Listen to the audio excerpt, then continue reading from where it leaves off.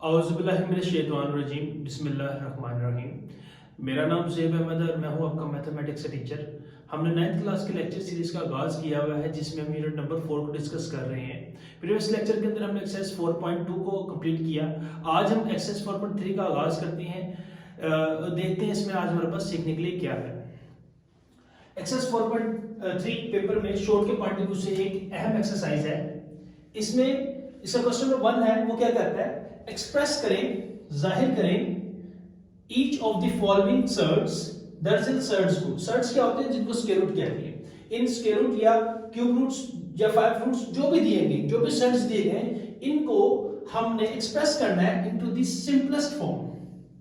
हमने इन दरअसल सर्ट्स को सिंपलेस्ट फॉर्म में लेके जाना है। यानी कि करना ये है कि हमने हर सर्ट को पकड़ना है, उसको जितना शॉर्ट कर सकते हैं हमने उसको उतना शॉर्ट कर देना है, और उसको शॉर्ट करने के बाद जो बाकी बचेगा वो हमारा आंसर होगा। इन क्वेश्चंस को करने की एक ही थ्योरी है हमारे पास, वो ये है कि हम इसको एलसीएम लेके इनको शॉर्ट करेंगे जितना शॉर्ट कर सकते हैं। उसके बाद अगर सर्ट्स जो है, चाहे स्क्वायर रूट हो, चाहे क्यूब रूट हो, या 4 रूट या 5 रूट, वो उसकी पावर से अगर कट ऑफ हो जाएंगे तो उसके बाद जो वैल्यू बाकी बचेगी तो वो हमारा आंसर होगा। क्या इस सारी बातों का मतलब क्या है? क्वेश्चन नंबर 1 के पार्ट नंबर 1 के अंदर देखते हैं स्क्वायर रूट ऑफ 180। यानी कि मैं ये कहना चाह रहा हूं, मैं इस 180 को, स्क्वायर रूट ऑफ 180 को सिंपलीफाई करना है।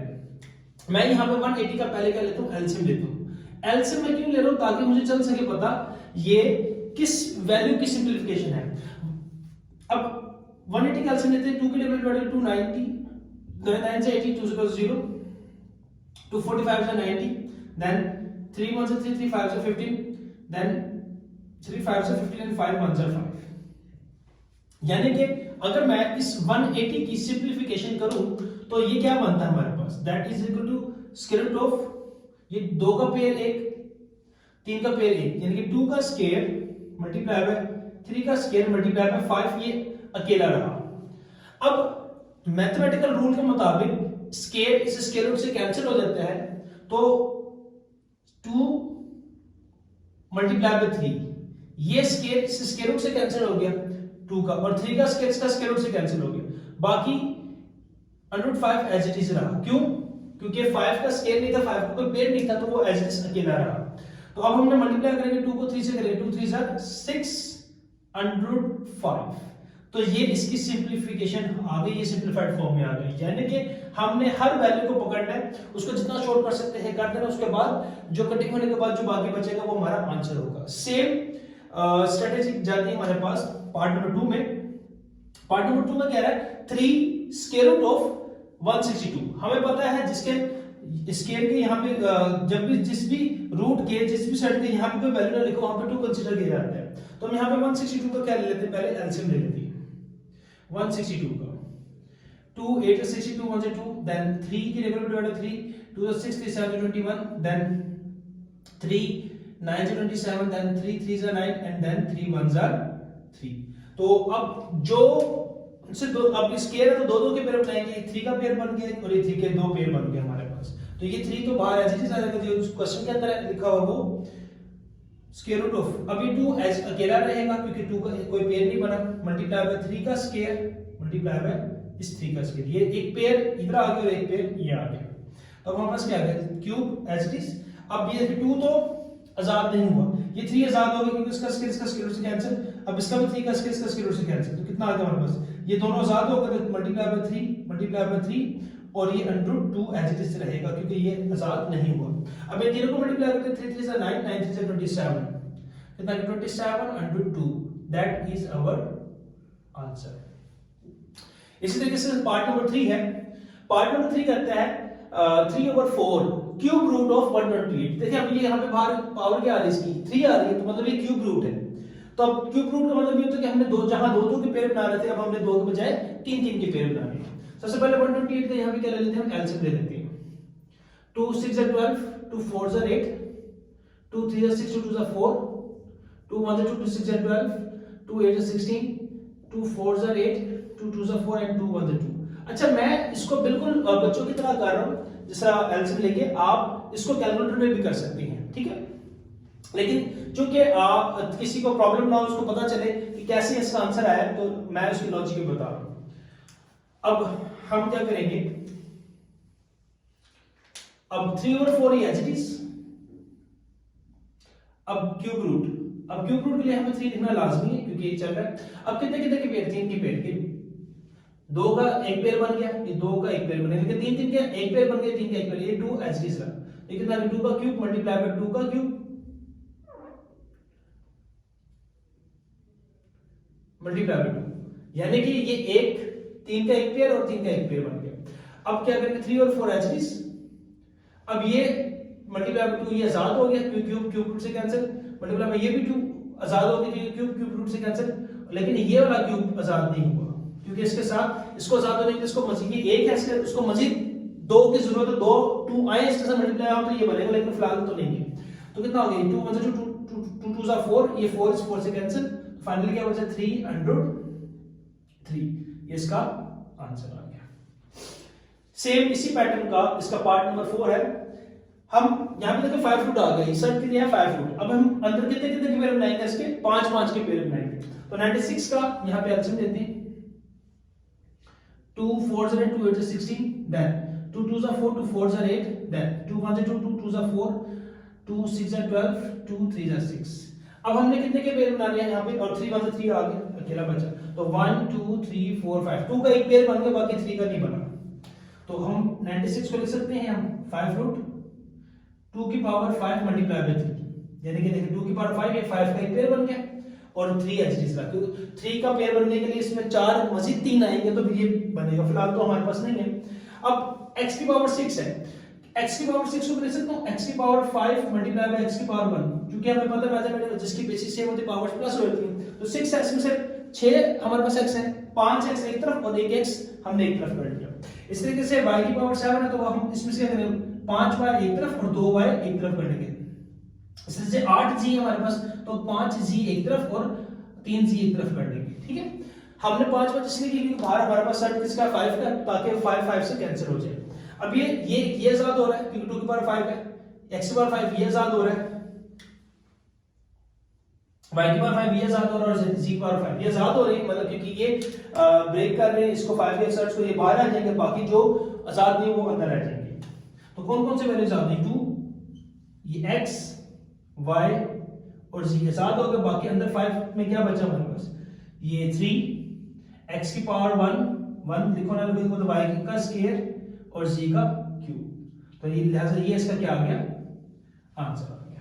तो ये था सर क्वेश्चन नंबर 1, बहुत आसान स्ट्रेटजी है। हम क्वेश्चन में कहते हैं ये दर्जन दिए गए सर्ट्स को हमने क्या करना, सिंपलीफाई करना था। सिंपलीफाई करने के लिए हमने हर सर्ट को जो भी था, जो स्क्वायर में था, क्यूब में था, या 4 रूट में, 5 रूट में, किसी में भी हो जो दिया गया, हम कोशिश करेंगे एलसीएम लेके उस वैल्यू को जो भी हमारे पास दी गई है पर्टिकुलर, उसको सिंपलीफाई कर लें। सिंपलीफाई करने के बाद उसके सर्ट को उसके सर्ट रूट से काट दें, और कटिंग करने के बाद जो बाकी बचता है वो हमारा आंसर होता है। सेम सिनेरियो का क्वेश्चन नंबर 2 है।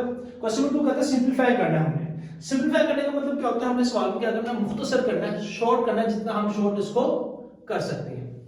तो अब सेम क्वेश्चन नंबर 1 वाली स्ट्रेटेजी है। हम अब वहां पे एक सर्ट होता था, यहाँ पे देखिए हमारे पास एक सर्ट है। अब हम क्या करेंगे, यहाँ पे हमारे पास 3 सर्ट्स आ रहे हैं, तो हम हर सर्ट को इंडिविजुअल सॉल्व करेंगे, और करने के बाद जहां पे कटिंग होगी, कटिंग करने के बाद जो बचेगा वो हमारा आंसर होगा, ठीक है। अब 18 का सर्ट को शॉर्ट करने के लिए अगर 18 का एलसीएम लेते हैं, यहाँ पे 2 9 से 18, देन 3 3 से 9 एंड देन 3 1 से 3, तो यानी कि इसमें 3 का पेयर बन गया, 2 का नहीं बना। क्यों? क्योंकि यहाँ पे स्क्वायर रूट है, स्क्वायर रूट में आपको पता पावर 2 होती है, तो 2 2 के हमने पेयर इसमें बनाने हैं, ओके। तो अब हम यहाँ से क्या करेंगे, 18 है तो 18 को लिख सकते हैं हम 2 मल्टीप्लाई बाय 3 का स्क्वायर, ठीक हो गया, ओवर √3 एज इट इज रहेगा, क्योंकि 3 का एलसीएम तो 3 आएगा, मल्टीप्लाई √2 एज इट इज रहेगा। नेक्स्ट, अब ये स्क्वायर का स्क्वायर रूट से कैंसिल, तो √2 तो बच अंदर रह गया, क्योंकि ये तो पेयर नहीं बनता, 3 आ गया ऊपर, ओवर √3 मल्टीप्लाई बाय √2। अभी √2 से कैंसिल ऊपर नीचे, तो बाकी हमारे पास फाइनली क्या बचा, इसका 3/√3, ये इसका फाइनली आंसर आ गया। बड़ी आसान सी स्ट्रेटजी है जिसको हम फॉलो कर रहे हैं।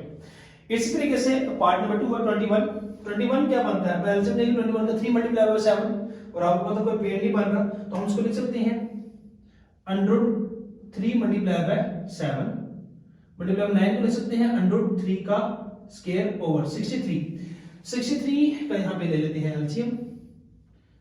3 2 6, 3 1 3, 3 7 21 एंड 7 1 7, यानी कि इसको क्या लिख सकते हैं 3 का स्क्वायर मल्टीप्लाई बाय 7। अब हम क्या करेंगे, अब हम ये करेंगे जो आजाद होता है उसको आजाद कर देते हैं, बाकी देखते हैं। अब ये √3 मल्टीप्लाई बाय √7 इसको अलग अलग कर दूं, √3 मल्टीप्लाई बाय √7 इसको अलग अलग करके लिख दिया मैंने। ये स्क्वायर इसका स्क्वायर से खत्म ओवर ये स्क्वायर इसका स्क्वायर रूट से खत्म, 3 आगे मल्टीप्लाई बाय √7 बचा हमारे पास। अब ये 3 3 से कैंसिल, √7 से कैंसिल, तो फाइनली हमारे पास √3 इसका आंसर आ गया। ठीक हो गया। इसी तरह इसका पार्ट नंबर 3 है। पार्ट नंबर 3 में कहता है 243, तो यहां पे क्या करेंगे 243 का हम ले लेते हैं एलसीएम। 3 8 24, 3 1 3। अब 81 आ गया, 81 के वैसे हमने वहां पे कहीं लिया था, हाँ यहाँ पे 81 कर लिया, लेकिन चले कर लेते हैं यहाँ पे।